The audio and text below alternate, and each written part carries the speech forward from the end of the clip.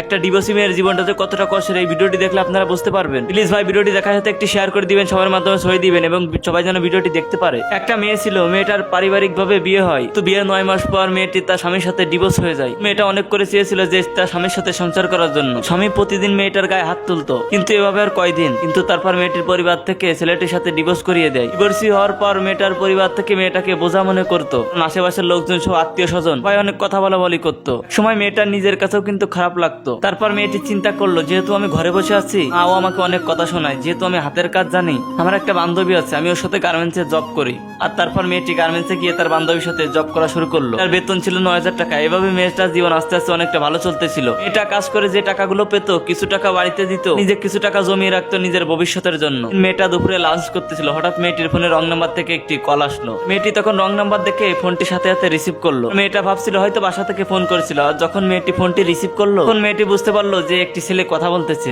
মেয়েটি কিন্তু ছেলেটিকে চেনে না। তখন মেয়েটি বললো, কি আপনি আমাকে কেন ফোন দিচ্ছেন? কোন ছেলেটি বলে, দেখেন আমি আপনার সাথে কথা বলার জন্য ফোন দিচ্ছি, আমি আপনাকে অনেকটা বেশি পছন্দ করি, অনেকদিন ধরে কথা বলার চেষ্টা করতেছিলাম, কিন্তু আপনার সাথে কথা বলার সাহসটা আমার হয়ে ওঠেনি। তারপর কোনো না কোনো এক মাধ্যমে আপনার নাম্বারটা নিয়ে আপনাকে আমি ফোন করলাম। আর মেয়েটি যখন ছেলেটির কাছে এই কথাটি শুনতে পারলো, যখন মেয়েটি ছেলেটির কাছে এই কথাগুলো শুনতে পারলো, তখন মেয়েটি কিন্তু ডিভোর্স হওয়ার পর থেকে ছেলেদেরকে অনেকটা বেশি ঘৃণা করতো। তারপর মেয়েটি ছেলেটিকে বললো, আমি ভালোবাসা বিশ্বাস করি না, আর আপনি আজকের পর থেকে আমাকে আর ফোন দিবেন না। এটা বলে মেয়েটি ফোনটি রেখে দিল। আর তারপর ছেলেটি অনেকটি বার ফোন করলো, কিন্তু মেয়েটি ফোনটি রিসিভ করলো না। সারাদিন কাজ করার পর মেয়েটি যখন রাতে শুতে যাবে, ছেলেটি ফোন দিল। এক পর্যায়ে মেয়েটি বিরক্ত হয়ে বলল, আপনার সমস্যা কি? আপনি কেন বারবার ফোন করছেন? আর আপনাকে আমি বলছি আপনি আমার ছেলে ফোন দিবেন না। কিন্তু ছেলেটা মেয়েটির সাথে অনেকটা চেষ্টা করলো কথা বলার জন্য। মেয়েটি ছেলেটির সাথে কথা বলবে না। আর এভাবে ছেলেটি মেয়েটিকে কয়েকদিন ধরে বিরক্ত করলো। আর এইভাবে চলতে চলতে তাদের মাঝে একদিন ফ্রেন্ডশিপও হয়ে যায়। মেয়েটি ছেলেটিকে তার জীবন সম্পর্কে সবকিছু বলে দিল। একজন ডিভোর্সি মেয়ে, তার আগে একটি ডিভোর্স হয়ে গেছে। ছেলেটি বলছে, এতে আমার কোনো সমস্যা নেই, সে সমস্যা তো থাকতেই পারে। যখন তাদের বন্ধুত্বের সম্পর্কটা 8 মাস হয়ে যায়, একদিন ছেলেটি মেয়েটিকে প্রপোজ করলো, কিন্তু মেয়েটি রাজি হলো না। মেয়েটি বরাবরের মতো ভয় পাচ্ছিল, কারণ আমি তো একজন ডিভোর্সি মেয়ে, আমি একজন বিবাহিত মেয়ে, আর সে একজন অবিবাহিত ছেলে, কখনো তার পরিবার থেকে মেনে নিবে না। আর তাছাড়া আশেপাশের লোক কিন্তু সবাই খারাপ বলবে, বরাবরের মতো সবাই কিন্তু আমাকেই খারাপ বলবে। তখন মেয়েটি রাজি হচ্ছিল না। তখন মেয়েটি একটি কথাই বললো, আর দেখো আমরা ভালো একটি ফ্রেন্ড, জাস্ট ফ্রেন্ড হয়ে আমরা থাকতে চাই। ছেলেটি মেয়েটিকে অনেক করে বোঝালো। মেয়েটি যে কি করবে তখন মেয়েটি বুঝতে পারতেছিল। আর দেখো আমি একজন ডিভোর্সি মেয়ে, আর যদি তোমার পরিবার থেকে যদি আমাকে না মেনে নেয় তখন তুমি কি করবে? তখন ছেলেটি বলে, আমি কাজ করে আমার সংসার চালাবো, আমরা আলাদা থাকবো, যত কিছু হোক আমি তোমাকে ছাড়তে পারবো না। আর যখন মেয়েটি ছেলেটির কাছ থেকে কথাগুলো শুনতে পারলো, তখন মেয়েটির অনেকটা বেশি ভালো লাগলো।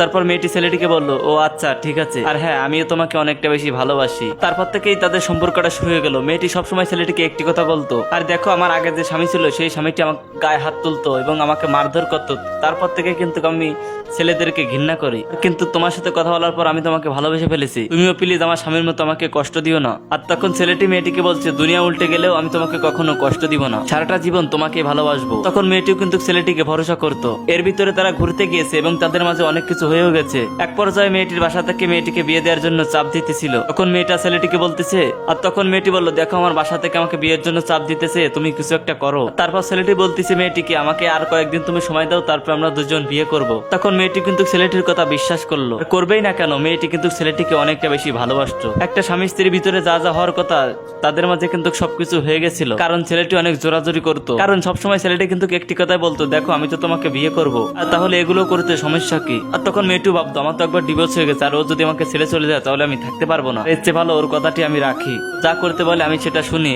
আর তারপর থেকে এই ছেলেটি যা বলতো মেয়েটি কিন্তু সবসময় শুনতো। আর এক পর্যায়ে ছেলেটি কিন্তু মেয়েটিকে ঘুরাচ্ছিল, কিন্তু সে বিয়ে করতে চাইছিল না। তখন মেয়েটি বুঝতে পারলো ও হয়তো আমাকে বিয়ে করবে না। আর আস্তে আস্তে ছেলেটি কিন্তু মেয়েটিকে অবহেলা করতো, আগের মতো কথা বলতো না, আগের মতো দেখা করতো না, আর সবসময় যেন কিরকমই কথা বলতো। তখন মেয়েটা অনেকটা বেশি কান্নাকাটি করতো। একদিন মেয়েটির একটি ফ্রেন্ড তাকে ফোন দিয়ে বললো তার বয়ফ্রেন্ড নাকি বিয়ে, আর কালকের নাকি তাদের বিয়ে হয়ে যাচ্ছে। আর তখন মেয়েটি সাথে সাথে তার বয়ফ্রেন্ডের বাসায় চলে গেল। বাসায় গিয়ে দেখলো বয়ফ্রেন্ড বসে আছে। তখন মেয়েটি তার বয়ফ্রেন্ডে বললো, কি ব্যাপার, তুমি কি তাহলে এতদিন আমার সাথে ভালোবাসার নাটক করেছো? আর তুমি তো আমাকে বলেছিলে তুমি আমাকে বিয়ে করবে, আর বিয়ে করার কথা বলে তুমি আমার সাথে সবকিছু করেছো, বাট এখন তুমি আমার সাথে কথা বলছো না, আর আজকে কেন আমাকে বিয়ে না করে অন্য কাউকে বিয়ে করছো? এইভাবে চিল্লাচিল্লি করতেছিল মেয়েটি ছেলেটির সাথে। আস্তে আস্তে ছেলেটির বাসা থেকে অনেক লোকজন চলে আসলো, আর তবে সবাই জিজ্ঞেস করলো এই মেয়েটি কে? তারপর ছেলেটি বললো, এই মেয়েটিকে আমি চিনি না, আর এসে উল্টাপাল্টা কথা বলতেছে। আর তখন মেয়েটি অবাক হয়ে গেল। তখন মেয়েটি চিল্লাই চিল্লাই বলতেছিল, আপনার ছেলের সাথে আমার সম্পর্ক ছিল, কোন সে আমার সাথে কথা বলে না, এখন নাকি সে অন্য কাউকে বিয়ে করবে। কোন ছেলেটির পরিবার যখন জানতে পারলো মেয়েটি ডিভোর্সি, মেয়েটির পরিবার গরিব, তার সাথে অনেকটা বেশি খারাপ ব্যবহার করলো। যখন ছেলেটি দেখতেছিল তার পরিবার তার সাথে খারাপ ব্যবহার করছে, তখন ছেলেটি ভাবলো আমি আমার পরিবারের মতো মেয়েটির সাথে খারাপ ব্যবহার করি। আর তখন মেয়েটি ছেলেটির পায়ে পড়িয়ে ধরছে আর বলছে, দেখো তুমি আমার সাথে প্লিজ এরকম করো না, আমার স্বামী আমাকে ঠকাইছে, আমার পরিবার আমাকে ঠকাইছে, তুমি আমাকে ঠকাইও না। একটা বারের জন্য ছেলেটির মন কিন্তু গলে নাই। তখন ছেলেটি বারবারই একটা কথাই বলতেছিল, আমি তোকে বিয়ে করতে পারবো না, আর আমি কি পাগল? আর তোর মতো একটা ডিভোর্সি মেয়েকে আমি বিয়ে করবো? তুইও তোর মতো একটা বিবাহিত দেখে ছেলেকে বিয়ে করে নিস। আর উল্টাপাল্টা কথা বলে মেয়েটিকে বাসা থেকে বের করে দিল। ওইদিকে ছেলেটিরও বিয়ে হয়ে গেল। আর আস্তে আস্তে মেয়েটি তার মানসিক ভারসাম্যহীন হারিয়ে ফেলছিল। আর বলতে গেলে এখন মেয়েটি পাগল হয়ে গেছে। এখন ছেলেটি সুখে সংসার করতেছে, আর এখন মেয়েটির জীবন নষ্ট হয়ে গেছে। এটা কোনো মৌখিক গল্প না, এটা হলো একজনের জীবনের গল্প। আর এখানে কি বোঝানো হয়েছে জানেন? একটা ডিভোর্সি মেয়ের সাথে সবাই কম বেশি মজা করতে চায়, আর একটা ডিভোর্সি মেয়েকে কেউ ভালোবাসতে চায় না। আর হাতে গোনা 4-5 জন ভালোবাসে, কিন্তু বাকিরা মজাই করে। দ্বিতীয়বার যদি কারোর সাথে বিয়ে করতে হয় অবশ্যই জেনে শুনে বিয়ে করবেন। আর যদি আপনার কোনো জীবনের গল্প থাকে অবশ্যই আমাকে মেসেজে ইনবক্স করতে পারেন। আর অবশ্যই কমেন্ট করে জানাবেন আপনি শেষ পর্যন্ত ভিডিওটি দেখছেন কিনা। সবাই লাইক কমেন্ট শেয়ার করে সবার মাধ্যমে ভিডিওটি ছড়িয়ে দিবেন। আসসালামু আলাইকুম।